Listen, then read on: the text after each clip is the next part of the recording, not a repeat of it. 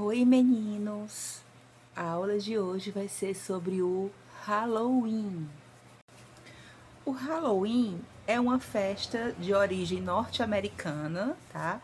Que se espalhou por vários países do mundo, inclusive no Brasil, e acontece todo 31 de outubro, né? Em que as crianças se fantasiam e saem nas casas pedindo, né, doces ou travessuras. Alguns historiadores acreditam que essa festa tenha surgido lá no povo celta, bem antigo, né, em que eles faziam uma comemoração aos mortos. Nós também não temos essa comemoração aos mortos, né? No dia 2 de novembro é dia de finados. A gente vai lá, né, no túmulo do seu parente que já faleceu, deixa florzinha e tal. A mesma coisa, eles também tinham esse culto aos mortos, tá? Essa homenagem aos mortos dos celtas se chama Samhain, tá? Eu vou ler aqui um textinho para vocês explicando o que é esse Samhain. Esse festival era uma das comemorações mais importantes do calendário celta e era realizado como um marco do fim do verão. Era também uma passagem de ano para esse povo, né? Assim como a gente tem o 31 de dezembro.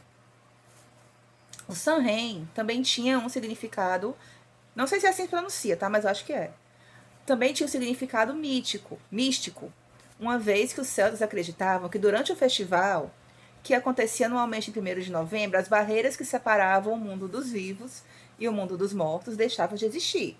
Com isso, acreditava-se que as almas dos mortos do último ano poderiam vagar pela terra. Durante o Samhain, os celtas realizavam a celebração com fogueira e com fartura de alimentos. As fogueiras tinham como objetivo manter os mortos longe dos vivos e eram acendidas nos diversos locais em que se comemorava o Samhain. Os alimentos serviam para homenagear os mortos e para celebrar as colheitas que abasteciam durante o inverno. Como o Halloween surgiu? Aconteceu em algum momento entre o século 16 e 18 e tem total relação com a cristianização das áreas que praticavam o Samhain, que é a Irlanda, a Escócia e o país de Gales. Uma prática muito comum da Igreja Católica durante a cristianização da Europa era de criar festividades cristãs na mesma data em que eram realizadas as festas pagãs. Isso era uma forma de cristianizar as pessoas e, ao mesmo tempo, apagar os traços da religião anterior. Peraí que me perdi. No período de Alta Idade Média, a igreja possuía uma festa chamada All Saints' Day, que é o Dia de Todos os Santos, em português. Essa data era celebrada em maio, na data em que os romanos celebravam um festival para afastar os espíritos malignos. No século VIII, porém, o Papa Gregório III acabou transferindo a data para o 1º de novembro, justamente o dia que acontecia o Samhain, tá certo? Os historiadores especulam que talvez essa ação possa ter sido tomada para enfraquecer a festa pagã, pois apesar da cristianização, a resistência das tradições pagãs na área era grande. Com isso, iniciou-se uma grande tradição em países como a Inglaterra, por exemplo, que em 1º de novembro celebrava o Dia de Todos os Santos. O dia 31 de outubro acabou transformando-se em All Hallows Eve, que significa véspera do Dia de Todos os Santos. A celebração de 31 de outubro acabou incorporando inúmeras características da época do Samhain.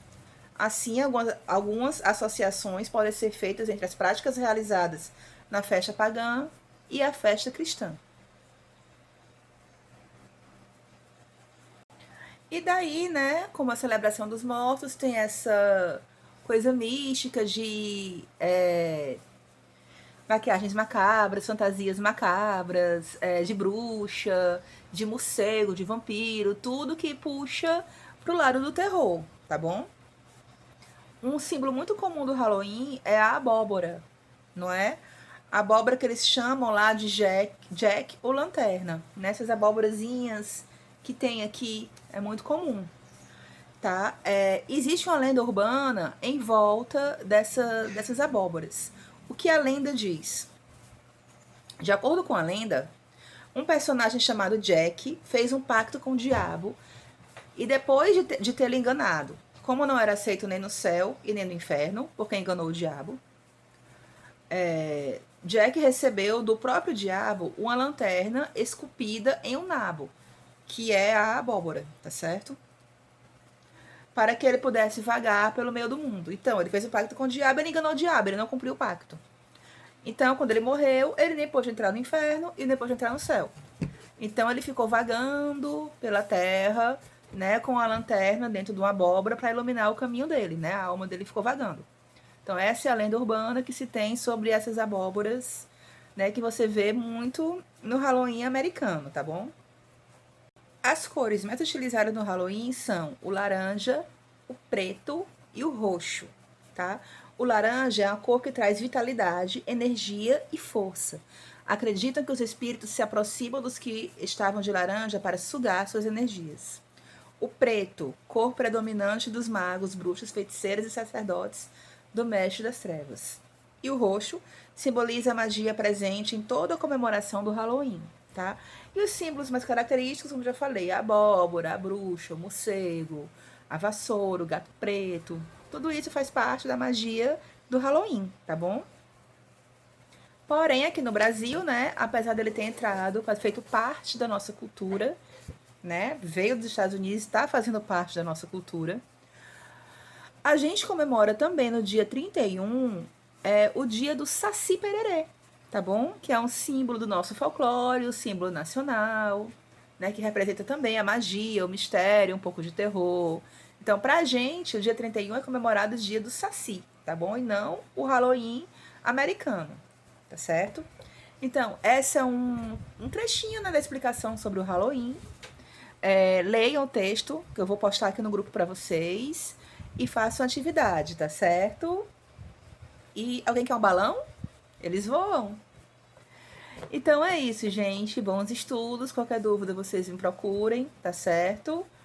E divirtam-se no Halloween, tá certo? Boa semana para todos.